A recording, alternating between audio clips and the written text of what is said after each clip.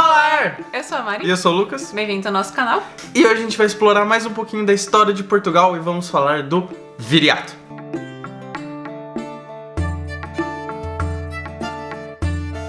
Então, voltando bastante no tempo em relação aos nossos outros vídeos, inclusive aquele sobre o início de Portugal, do Reino de Portugal, a gente vai para o século II a.C., falar de Viriato, que lutou contra a expansão romana na região que então era chamada de Hispânia. E o Viriato era parte dos lusitanos, um dos povos ibéricos pré-romanos, que teriam surgido da miscigenação de povos locais com os celtas. E era de domínio ali onde os lusitanos habitavam, era principalmente no oeste interior da Península Ibérica, mais ou menos entre o Rio Tejo e o Rio Douro, mais ou menos.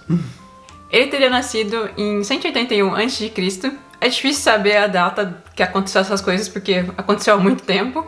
E também não há consenso de onde que ele nasceu. Existem várias hipóteses e vários estudos de muitos historiadores diferentes e tal para tentar saber exatamente de onde ele era. Mas como foi há muito tempo atrás, a gente tá falando aí de 200 anos antes de Jesus, então é muito tempo. Não ajuda também que os lusitanos não deixavam registros escritos da sua história. Então tudo que se tinha contemporâneo a eles era dos romanos ou dos gregos, de outros povos que tinham contato com eles, mas não diretamente deles.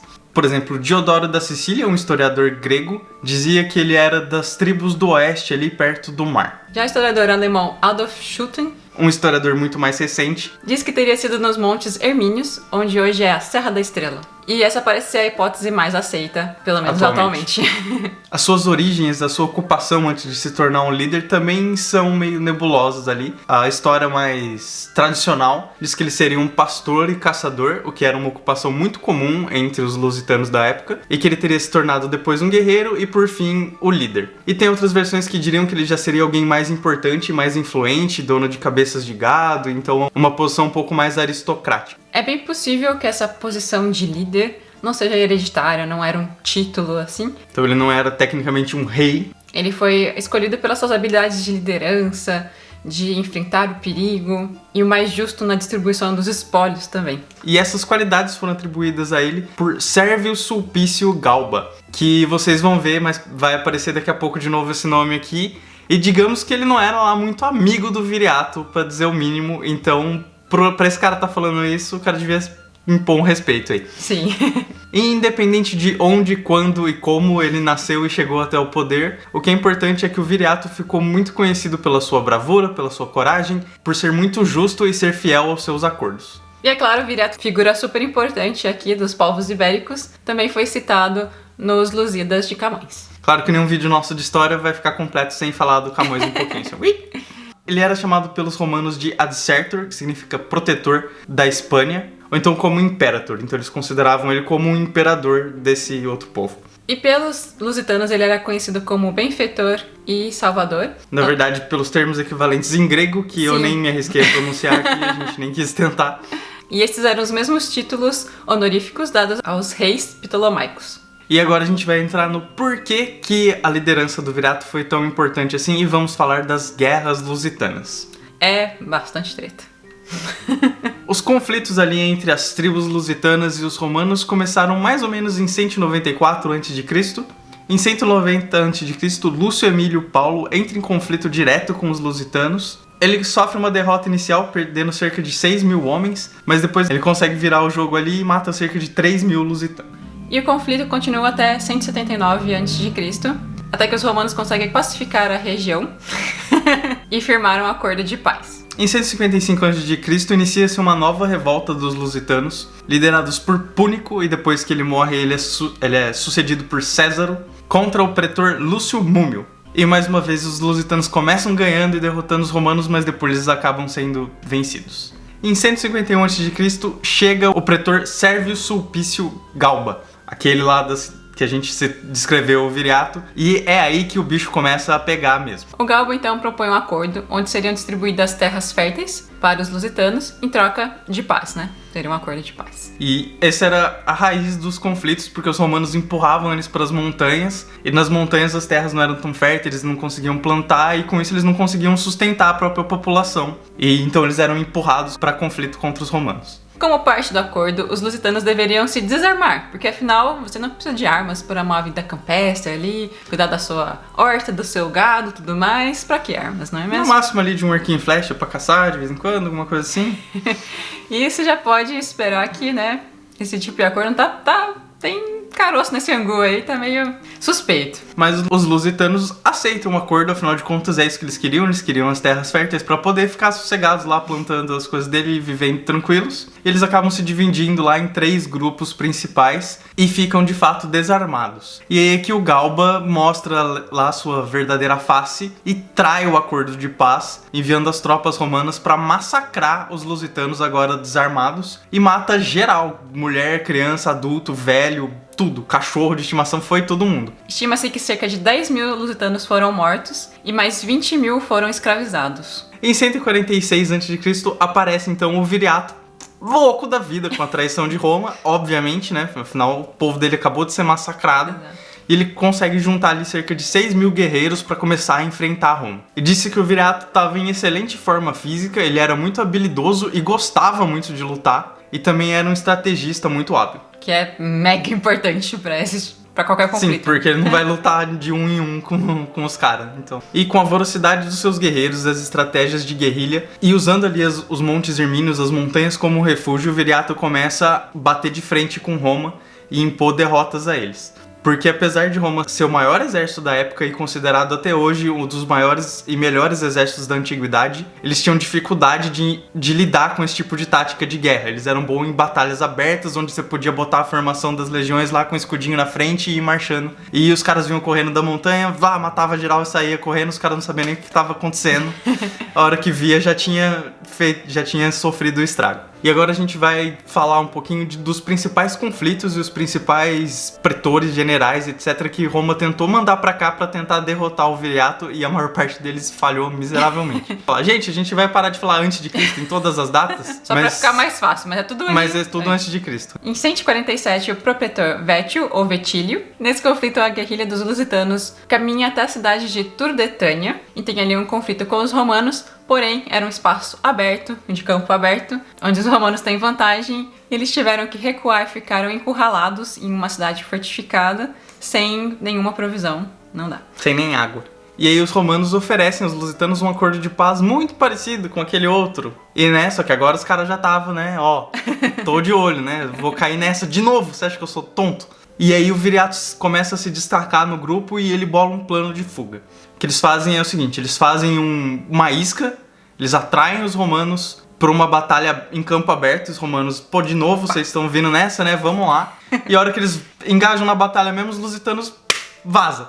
Sai cada um correndo para um lado e tal, e os romanos ficam tipo, o que tá acontecendo? Os caras iam brigar, agora estão aqui, a gente vai atrás, não sei o que, e o que tá acontecendo? As tropas lusitanas se dispersam e o Viriato consegue atrair lá com as tropas dele, ele atrai as tropas romanas, a maior parte deles, até um ponto onde tem um desfiladeiro. A cavalaria lusitana, que era mais leve e mais ágil do que a romana, vai protegendo as tropas que estão batendo em retirada ali, e eles conseguem se livrar dos romanos ali, e os romanos então vão perseguindo o Viriato, que vai atraindo eles até um desfiladeiro. As tropas lusitanas já se reagruparam e cercam os romanos entre o exército deles e o desfiladeiro, e aí eles descem a espadada nos romanos tudo e morre muito romano, eles derrotam completamente e cerca de 4 mil soldados romanos morreram nessa batalha, inclusive o Vetílio. Em 146, Roma manda o cônsul Plaucio, que chegou todo pimpão, confiante aqui que ia derrotar os lusitanos, já foi chegando ali meio perto demais. E quando os romanos ainda estavam ali começando a armar o acampamento e tal, se preparar para a batalha,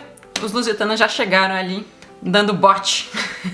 Exatamente, eles pegaram ali os romanos de calça arriada, ou no caso aqueles saiotinhos lá de couro que eles usavam, e eles, completamente despreparados, sofrem outra derrota esmagadora e são obrigados a recuar até uma cidade fortificada, da onde o cônsul não sai mais. Ele fica lá, tipo, daqui eu não saio, daqui ninguém me tira. Achei que eu tava aqui abafando.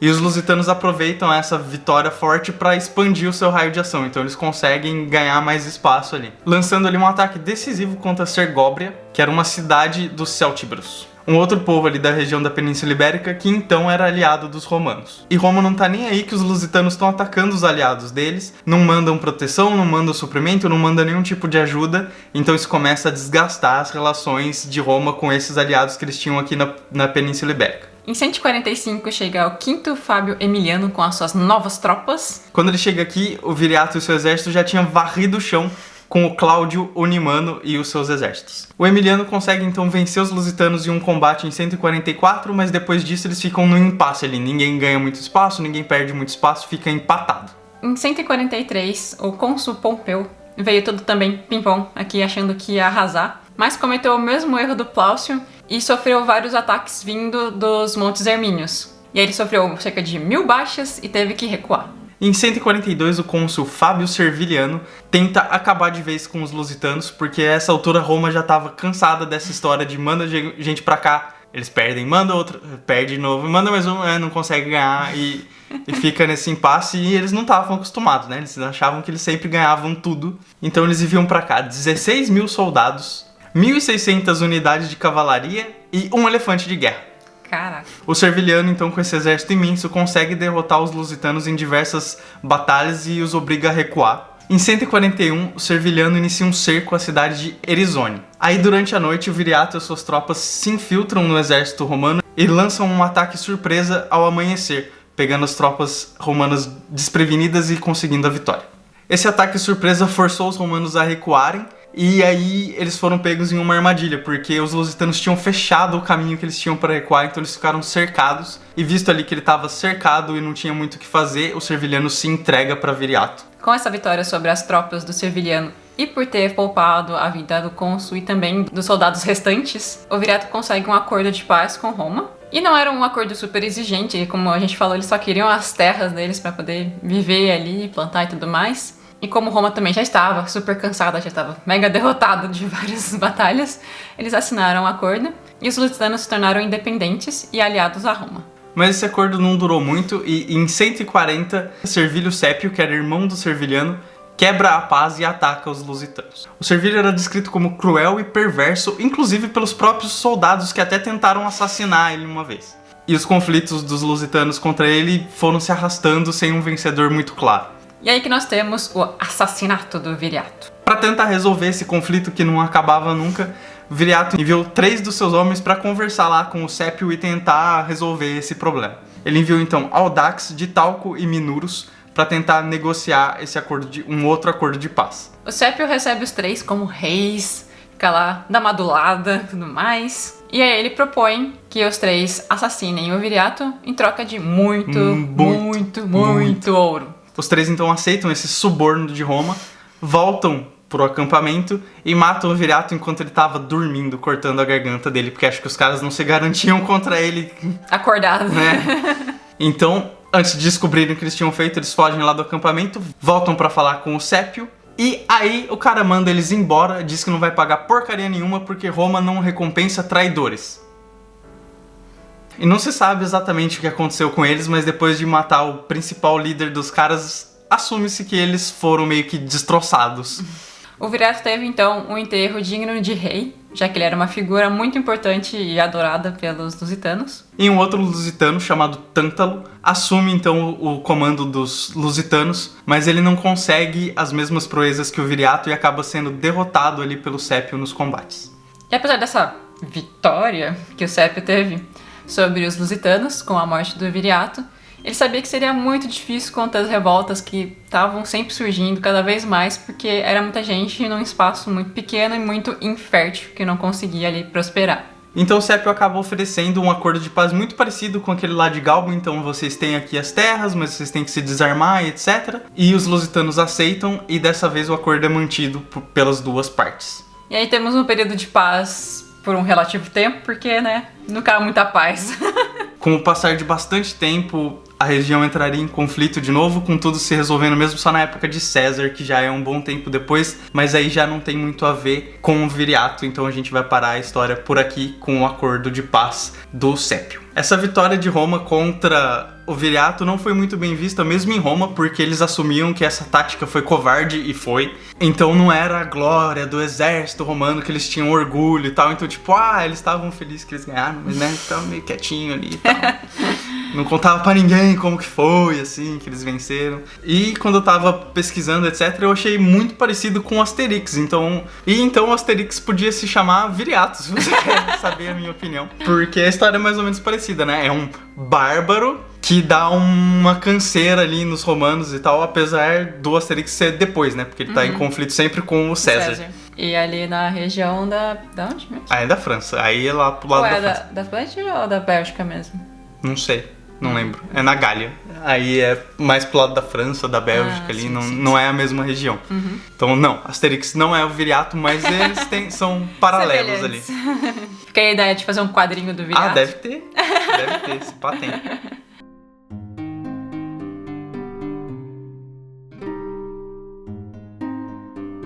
Então é isso, espero que vocês tenham gostado do vídeo, espero que vocês tenham aprendido um pouquinho, principalmente para quem não é português e que talvez não esteja tão familiarizado assim com o Viriato. Como a gente disse, são eventos que aconteceram há muito tempo atrás, então pode ser que algumas dessas coisas tenham mais de uma versão, que não se saiba exatamente com precisão quando aconteceu e quando aconteceu, mas em panorama geral foi isso. A gente também deve ter deixado vários detalhes e outras coisas assim de fora, então podem contar pra gente também o que mais, fatos interessantes, outras coisas que aconteceram, outros grandes feitos. E lembrando que nós não somos historiadores, nem um pouco perto disso. Somos só curiosos aqui morando em Portugal, que gostamos de saber um pouquinho mais de história de Portugal e do continente e das culturas. E de compartilhar com vocês também. Não se esqueçam de deixar aquele gostei se gostaram do vídeo, se querem mais coisas sobre história aqui, também podem deixar assuntos que vocês têm interesse, episódios da história aqui que seriam legais de serem trazidos, de se inscreverem aqui no canal para acompanhar todos esses vídeos e outras coisas que a gente fizer. Também sigam a gente lá no Instagram para interagir um pouquinho mais perto com a gente, onde a gente posta as coisas mais descompromissadas, mais do dia a dia, e onde também a gente avisa sempre que vai ter live aqui no canal. Que agora a gente tá viciado em live, sempre tem live aqui. Então é isso, espero que vocês tenham gostado e até o próximo vídeo. Olá! Eu sou a Mari. E eu sou o Lucas. Cuidado pra não aparecer esse papel. Não apareceu. E o quê? Você já fazia parte dos... Blá, blá, blá, blá, blá, blá. Nossa, tô muito fantasma. Existem várias hipóteses. Tá difícil de falar. Mas por que eu não consigo falar hoje? O Calba... Então... Calba. Tá difícil. Como parte dos acordes... Não, tô acordo. Como parte dos de novo. É um acorde só. Bom, por enquanto. Depois vai ter vários. Ele lança um ataque surpresa. E lança um ataque. O Asterix...